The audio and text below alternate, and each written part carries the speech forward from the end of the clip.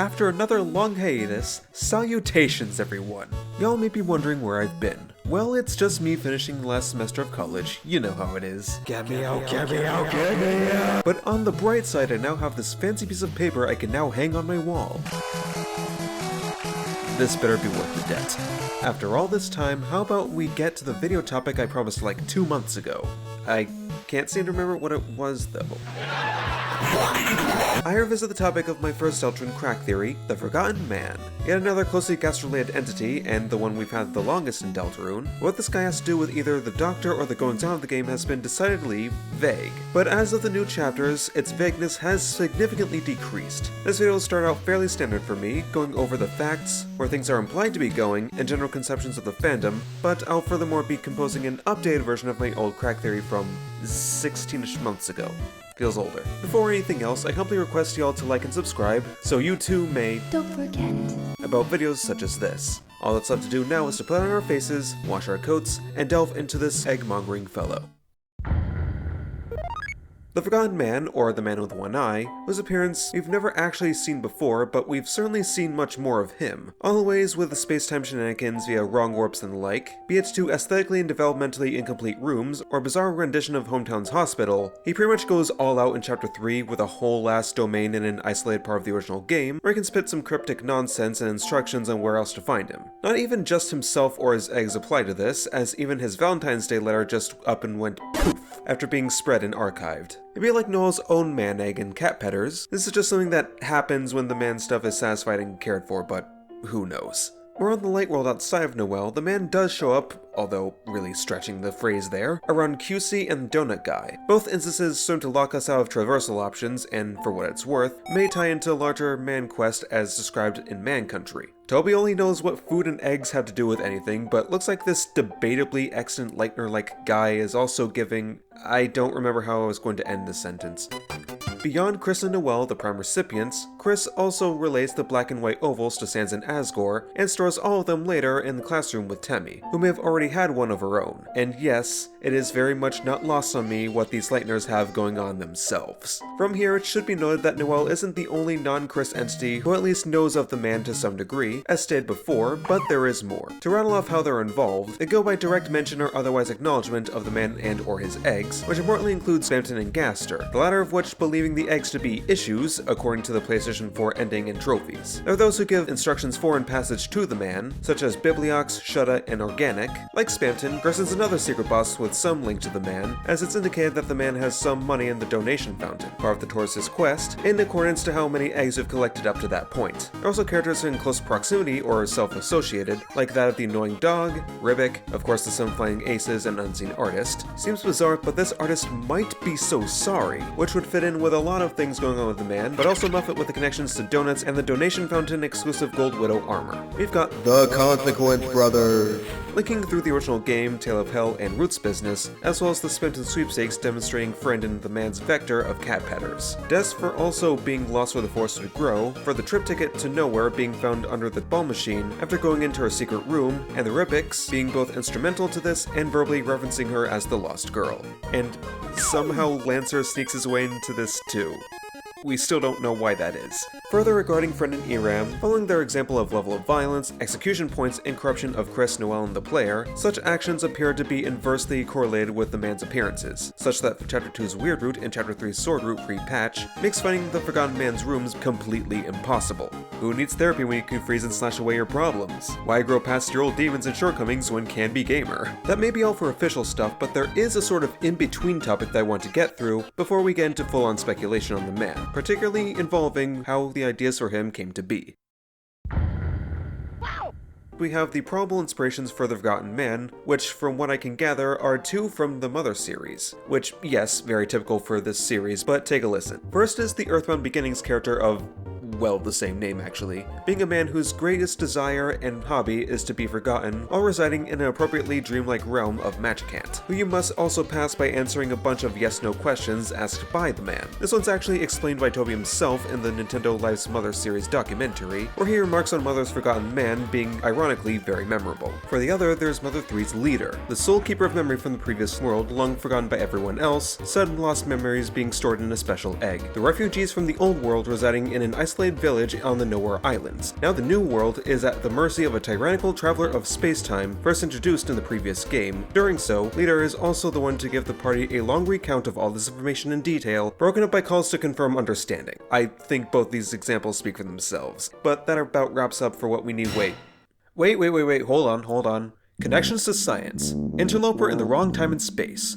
Possibly a doctor. Reign over a metaphysical, otherworldly, sometimes monochrome mindscape area focused on revisiting parts of an uncomfortable past, entangled with imagery and events of guilt over the loss of children, his current existence being predicated on a knife-wielding player character with a shade-covered face and a path of destruction involving the player, associated with inspiration from Yume Nikki's character Uboa, and loves donuts.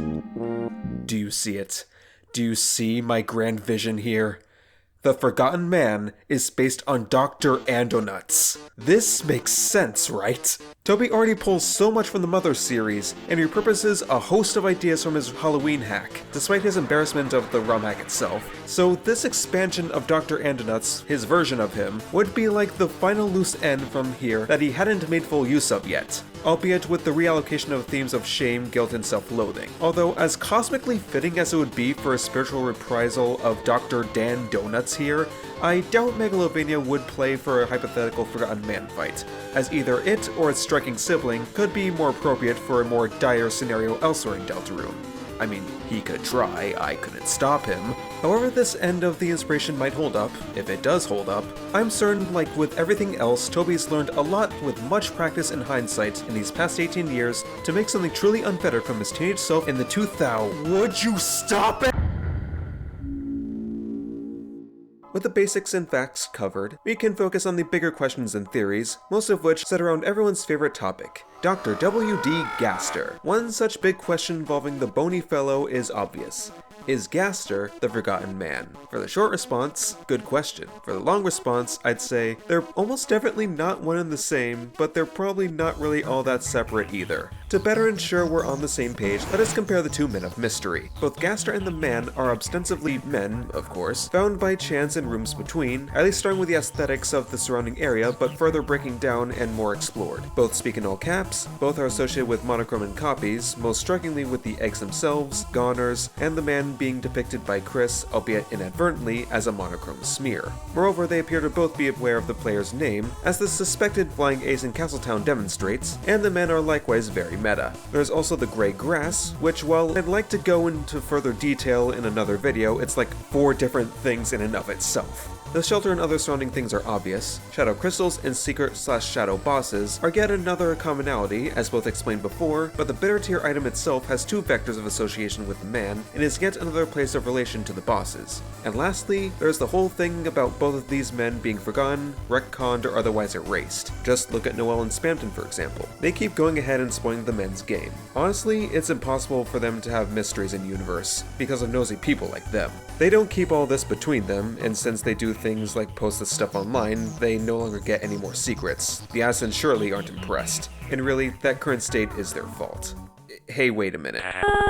So, clearly, there's a lot. If it just stopped there, I wouldn't blame people for believing these two to be the same entity. But when you consider the discrepancies, there lies a problem. Despite speaking in all caps, both languages showed that their personalities, speech patterns, and competences are way off, especially in the speaking quirk just being completely different in Japanese. Gaster has 2 eyes, whereas the man seems to only have 1. Their songs, while superficially similar, do not contain the same motif. Gaster seems to have some support for us partaking in our quest for the shadow items and the weird route, as opposed to the Forgotten Man evidently opposing at least the latter. Speaking of opposition, it looks like Gaster himself finds the man to be a problem of some sort, as he remarks on the eggs being issues in the PlayStation ending. And what I find to be the most damning part of all this is the number 6, one of Gaster's strongest tip-offs in many, so very many areas, is nowhere to be found in significant capacity with the Forgotten Man.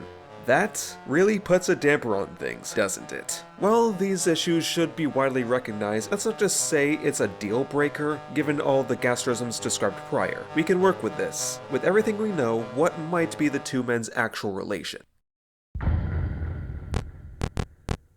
let's try to weigh the possibilities of who and what the man actually is. For more general extrapolation, it's agreed upon that the man is, in a way, Chris's therapist, with the eggs in part being representative of their trauma and shame regarding and surrounding the shelter, the Holiday Sisters included. We don't yet know what function the eggs have beyond this, or how collecting them is supposed to help the man as well as Chris, but there may be more to say about why it's an egg at all. This is what we have for our collective baseline though. We can now get into more specific takes on the man, of which I will begin with my own because I have author privileges, and you can't tell me otherwise. It is already too late. My current theory is a reworking of my old crack theory from 2024 to 2025. I argue that the man was the scrapped Undertale character and probable grandfather to the Skeleton Brothers, Grandpa Semi. As far as I know, I'm the first one to make such an assertion, so for those of you who have been saying these two are the same in the current era, you're welcome. I also did a collaboration with Virtual Dash on YouTube for a battle theme for him just before chapters 3 and 4 came out, which you're listening to right now. Moreover, about chapters 3 and 4, or less under in this case, I guess,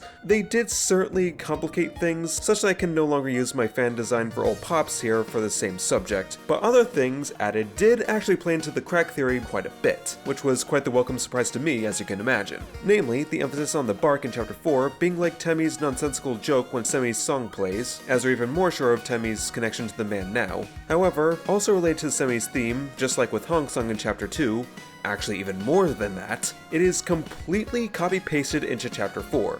Can you guess where? It's for the Michael Bomb, from the Mike Zone, modeled after Friend, used to delete your high scores in Mike's minigames.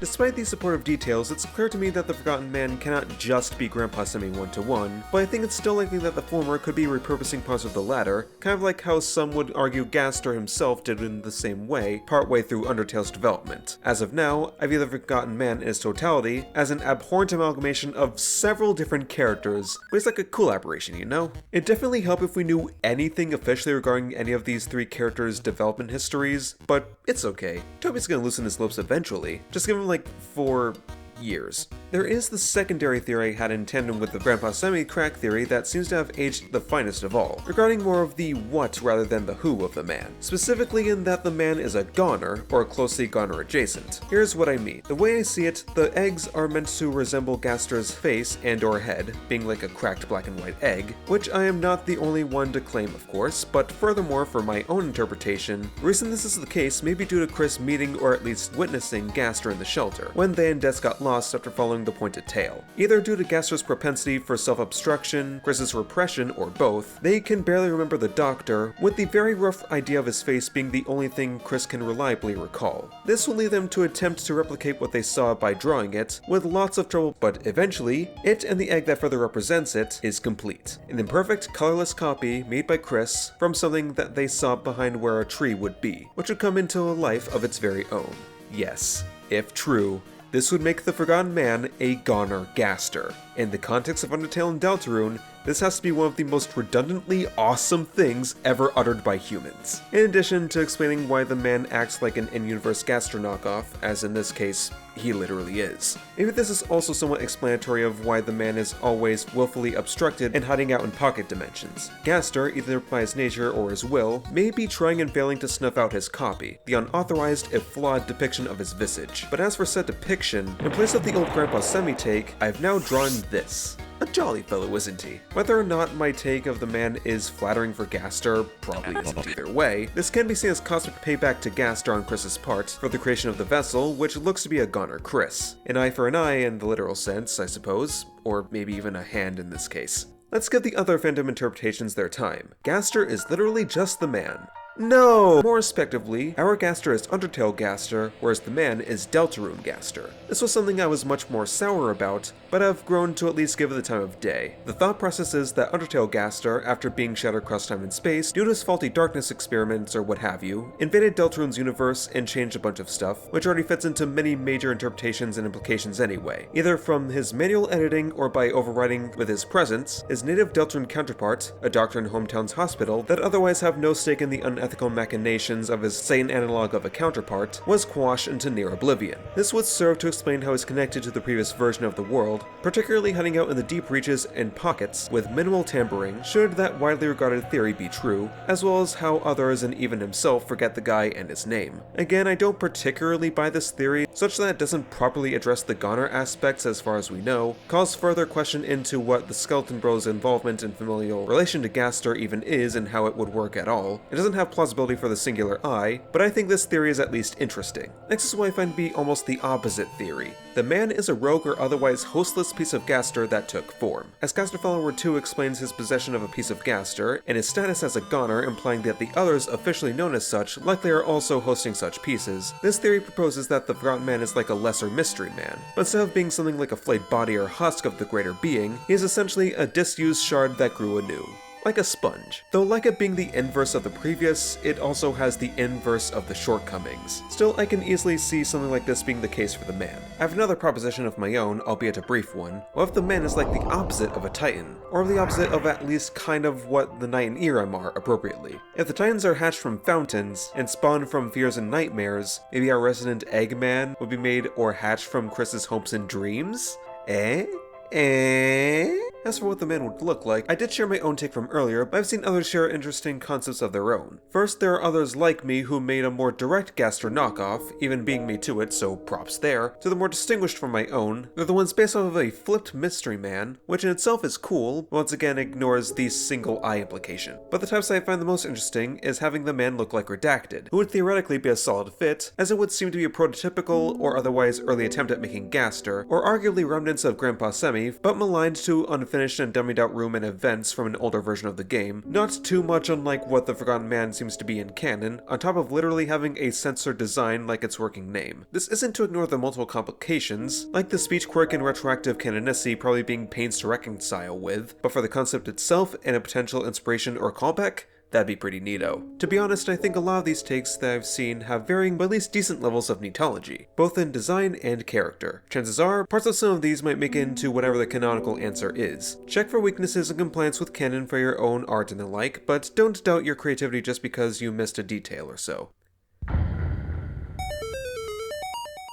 We're approaching the fringes of what can be speculated about the man, but that doesn't mean we don't have any material left. For instance, what might we expect for the future meeting with the man? We know he'll be found in a wheat field or thereabouts in what appears to be Chapter 5 in Flower King's Dark World, and likely to be just outside the festival and keeping us out of an area or something like that, but anything else? Well, regarding the wheat, this may have to do with the next secret boss, as that'd be a great use case for the scythe element, and all the other shadowy secret bosses have connections or proximity to the man, with the exception of Jewel because Jewel doesn't get anything. But even further than Chapter 5, we may see the climax of the man's quest in Chapter 6, as that's most likely going to be the place of his roots in more ways than one.